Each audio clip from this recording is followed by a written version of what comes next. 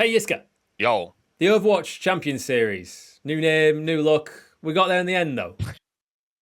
for sure, yeah. I mean, that the fact that it is only being announced after the new year should give us a little pause. But finally, eventually, once everyone thought it was no longer possible, here we are with the Overwatch OWCS. By the way, interesting solution to not go with OW2CS, even though that would probably be pretty long. So it has a new name and a new look, like we said. But what are your top headlines, if you like, for what the Overwatch Champions Series, God, will actually look like from first glance?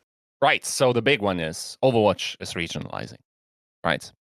So yeah, even though well, forced through COVID, I suppose, we were already regionalizing for the last 3 seasons, I think.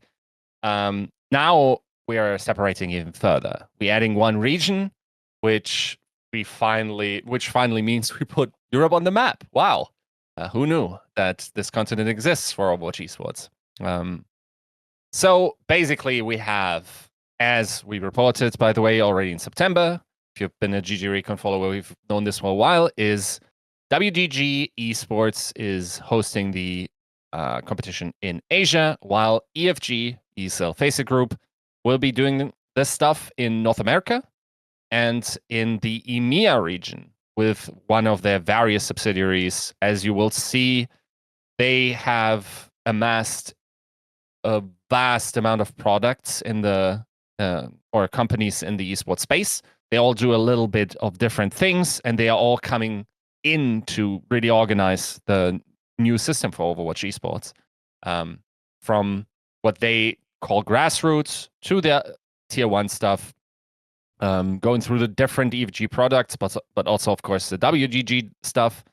Um, so I think the big part is that we're now third party. Um, that doesn't necessarily mean that Blizzard is completely disconnected.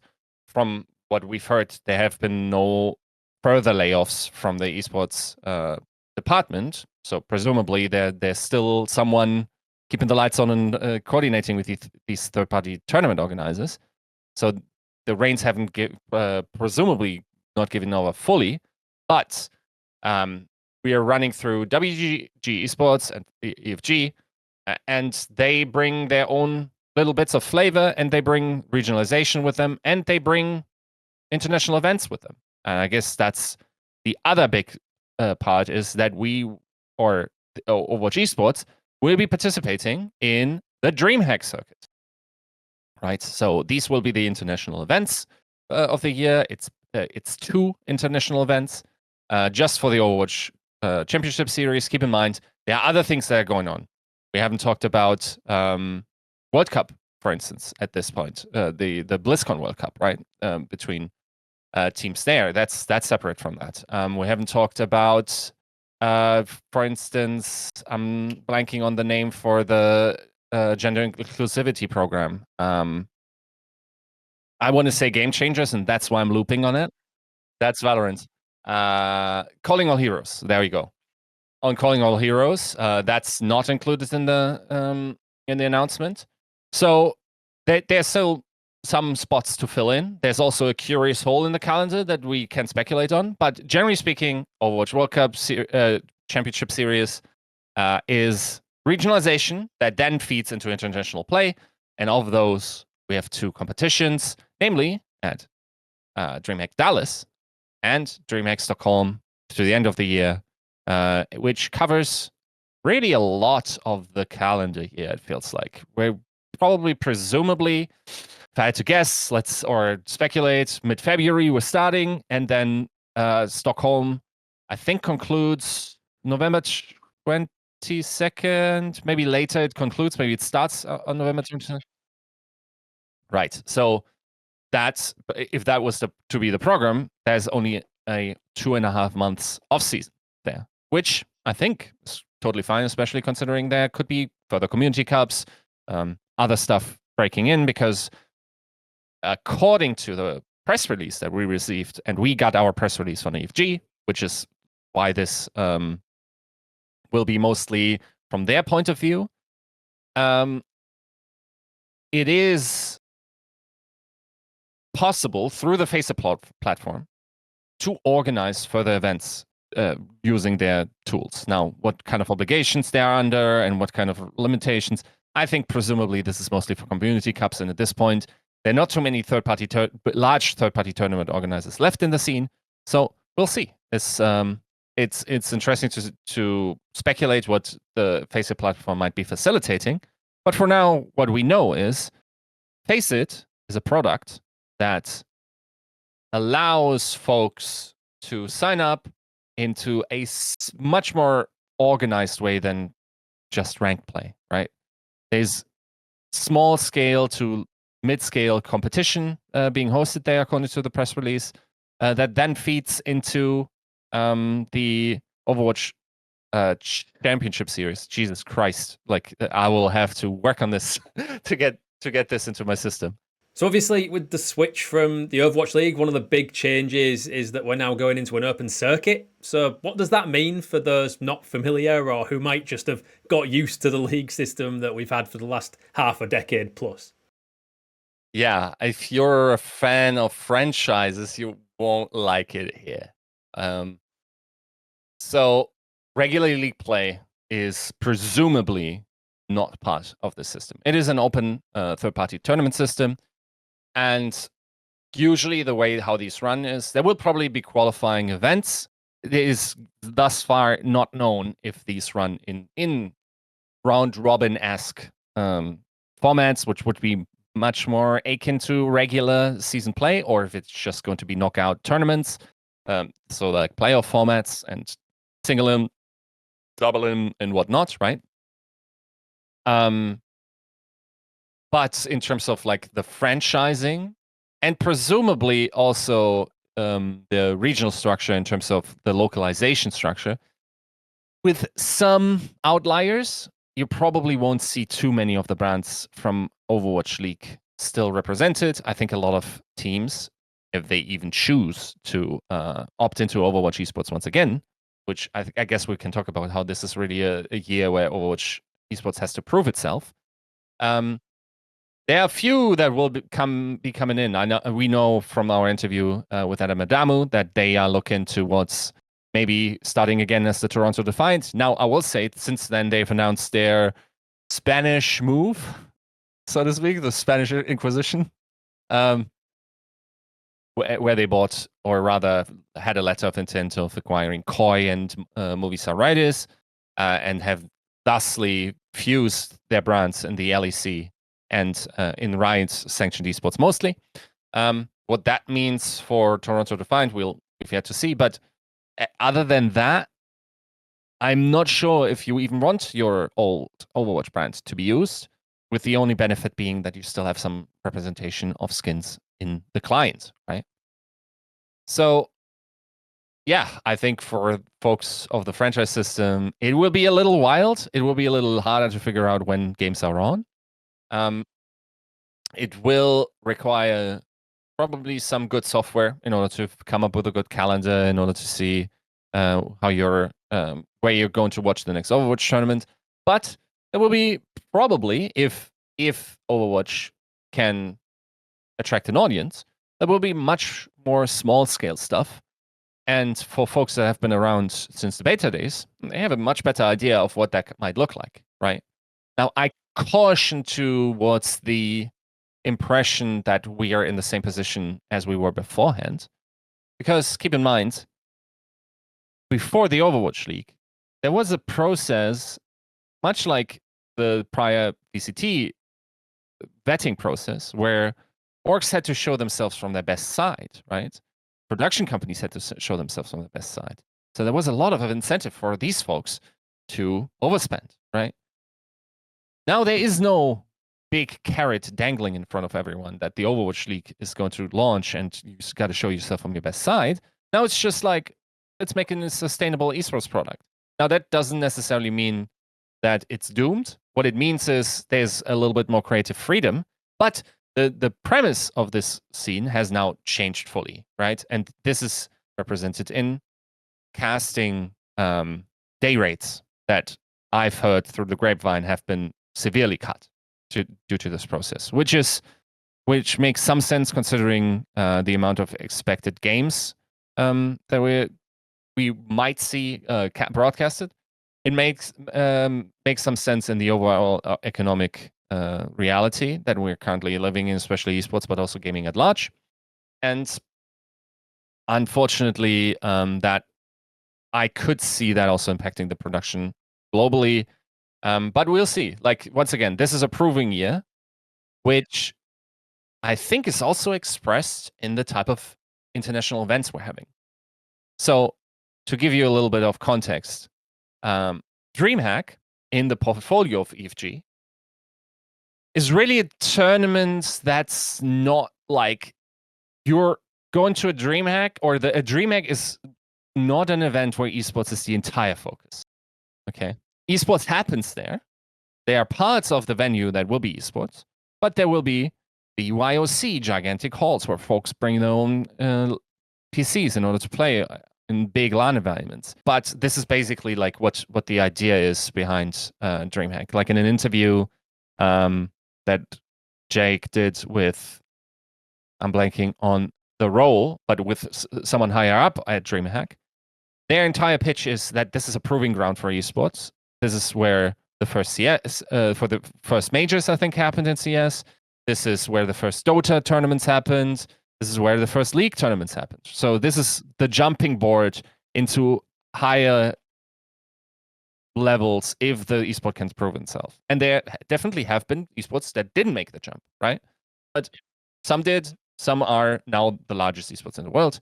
Once again, the inherent quality of Overwatch as an esport and the content that it produces is to be proven. And Dreamhack is a proving ground, I think is fair to say. I think calling it a proving ground is an interesting way to look at it, because obviously this is a multi-year deal. We should stress that. It's not like if it doesn't do well initially, it's going to get immediately dropped. So clearly they're coming at it with a view of sustainability and almost kind of future-proofing the esport in that way. Yeah, I think through the grapevine, what you hear is like that it's a very conservative in terms of what it's not comparable in the production that we are expecting from the Overwatch League or saw remotely in Season 1 and Season 2, right? But sustainability at this point as an esports product is not a bad goal to pursue. My thing is, where is the draw for the organizations at this point in this ecosystem? A large part of that will be on what's the viewership like? What is the sponsorship like? What is the prize pool like? These will be the questions that the Overwatch Championship Series has to answer in order to be attractive to organizations. And at least according to the press release we got from EFG, there were no figures mentioned yet. So the draw and the pull of that is hard to determine at this point. We've obviously spoken a little bit about the two majors at Dreamhack. I think we were probably both a little bit surprised when we saw that only 8 teams would qualify, especially with like a more open system, potentially putting more players than ever into the circuit. But what do you think the reasons are for that? I mean, cost. I think that's probably and it's a fair consideration. I think that's also just speculation, right? On my part, given the scope of the endeavor is, I think they will probably break it down in terms of like how many. You have 3 regions, 8 slots is not the easiest. Someone will only have to or get to bring 2. Considering the Asian region presumably entails more than just Korea. And the question also remains, I think there's the thing is, with this announcement, we kind of know that there probably isn't a Chinese region yet because the game is not there yet. But in a modular model like this, you could probably just piece it together, make it 10-man for the next year of all those events, and it works just the same, right? But it's still fair to assume that stuff like Pacific, stuff like Australia, stuff like Korea, of course, Japan, and all that stuff, right? Like might be baked into the Asian region. So I assume they would get 3. Europe is interesting, but because it's EMEA, not just Europe. So maybe they get 3, and then North America only 2 would be heavy. I'm speculating. Maybe it's just too European, but we don't know, right? That's still heavily up to speculation, but it's not an easy choice to make. You have the Asian region, which is presumably the region with the highest skilled talent, and probably the teams that deserve it the most from the gameplay aspect. You have the North American region, where the vast majority of Overwatch Esports attention was focused in terms of at least sponsorship dollars and teams, not necessarily always eyes, because that's once again Asia, especially through China. And then you have your European region, which is kind of new, but also entails large interest, especially in the EMEA region, in the wider scope of things. Maybe you give those guys 2, because they previously weren't on the map. But I'd be, yeah, it's a hard decision to make. Presumably, I'm looking forward to how they break this down. While we're talking about things that we don't actually know, obviously, we've spoken about region locking quite a lot before on previous episodes of this series on the channel. Do you see that as likely as being enforced, and what do you think the overall impact of it will be on the series and the circuit? I heavily expect so, and I don't think it will meet much resistance, just because it's hard, given the scope of things, to justify bringing people over even into your region in order to dominate there. Now, if I don't know, Blizzard was to come out and have a ridiculous prize pool where the org gets a cut, and that's economically feasible, maybe more so. Generally speaking, I don't expect that to be the case, and especially in the North American and European region. I don't expect too much import traffic, other than orgs that have been around since Overwatch and are sort of kind of still interested in the scene. So I would, through a grapevine, heard that region locking will be enforced. Whether or not that matters much is a different deal, right? That's something that was probably going to be very impactful, is going to be very impactful, would be very impactful for the future if this lifts off. For now, the impact of that is relatively limited, I assume. Another thing we don't know, obviously, is how teams are actually going to qualify from their regions for the big majors. What tournaments will be in play, what the weighting of them will be, how seedings are going to work. Like, where do you see the scene going when it comes to deciding who plays at these big events? That's interesting. So this is just the announcement of international events. It's like we presume there will be tournament formats, and those tournaments, there's a possibility that they might also be hosted offline. Now, whether or not that's economically feasible, it's really hard to pocket watch sort of for these production companies, right?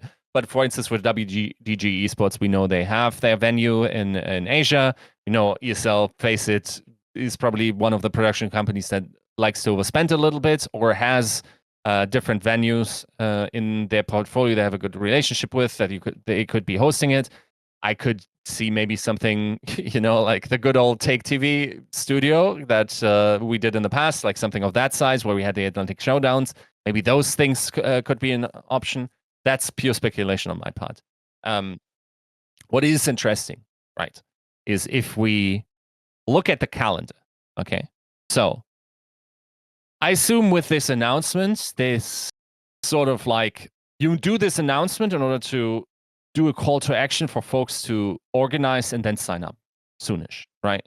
It would make no sense for the competition to only start in April if you're announcing now, and then all your marketing buzz of doing that is not converted into actual player signups, right? And viewership eventually, right? So I assume we're starting soonish, maybe like, I don't know, mid-February. And then the first Dreamhack Dallas is in May 31st until June 2nd. Okay. So we do the math, quick calculations. February is like 3.5 months. Okay. From Dreamhack Dallas to the to Dreamhack Stockholm, that's June to November, right? So June, July, August, September, October. Yeah. So I actually left out my thumb while counting. I don't know how you do that. It's 6 months.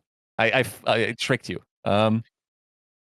So we have 6 months, 3.5 months, 6 months.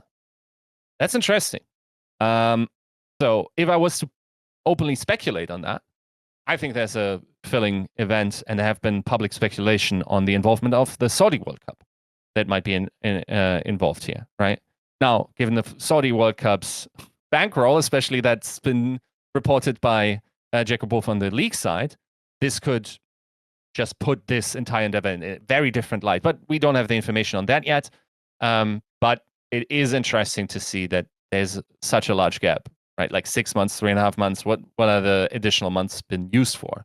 And also, if it's just 3.5 months and then 6 months here, how much does the first half of the year really matter to what's qualification of the second half of the year? How does the whole process work out? We don't know any of the specifics here. Really only have a rough overview. But yeah, the looming suspicion that I have is that this Saudi World Cup event will slot in there. I think it has been reported as 8 weeks of duration. That we've played Tetris. That's the 4 down block, right? So yeah, presumably that's going ahead. And yeah, there are a ton of other questions, right? Like you mentioned region locking. I said, like, what brings folks to the table once again, organizations to buy back into Overwatch Esports? What kind of possibilities will be there for third party, also co-streamers, right? Will there be clean feeds, that type of stuff? A ton of like community tools we don't know yet about, right? That will be very instrumental in order to really assess how successful Overwatch can be. A lot of it is like for them to provide a relatively blank canvas and the colors, and for everyone else to paint in. Now, if you only have if you only have like navy blue to paint on, there's only so much ocean you can paint. Okay, so we'll definitely a lot more tools will be needed. Region locking is another one that for now won't be mattering that much. And then I'm also interested to see what all the other little things could be. You know, like how big is the World Cup? Where does that slot in? Maybe that's the thing that slots into more into this off-season time where the qualification happens there. What about calling of all heroes? What about collegiate, right? Like that's a big thing where a lot of orgs are organizing. Are collegiate teams allowed in the Overwatch Championship Series? If not, what else, right? Or do they have to sort of like externally organize and then sort of through a backroom thing, like be part of the university team? Collegiate seems to be the most sustainable organization structure given the outline that we've had. So it would suck, frankly, if they were not allowed to be to participate. Also, given that a lot of the old Overwatch folks have organized already under collegiate amidst the uncertainty. What is good is that we finally get something to chew on for those guys to make calls about their future. And it was high time, arguably already a little late, in order for them to make the judgment. Especially like year breaks are usually like big budget things around the globe in terms of hiring processes. Not necessarily college, I suppose, but like that unfortunately they still have time if they don't think this is suitable for them or a thing that they consider to be worthwhile spending their formative years on. So yeah, I think overall we're a little late on the announcement. We're still a little unsure about the details, which by the time this video releases might be filled in a little bit more than we have from our press release, which we got a caveat here. But yeah, generally speaking, there's a lot of uncertainty and a lot of our viewers showing up. Is the content good? That's basically what it comes down to. So there you go, that's everything we currently know about the Overwatch Champions Series going into 2024. Obviously, this is developing as we go, so what we've spoken about might well be revealed before tomorrow rolls around. And if that is the case, we'll be right back here to talk through the details. But on the whole, where do you stand on the OWCS? Do you think it's better for the esport? Will it be a success? Any and all thoughts, we'd love to hear from you. And in the meantime, thanks for watching, and we'll see you next time.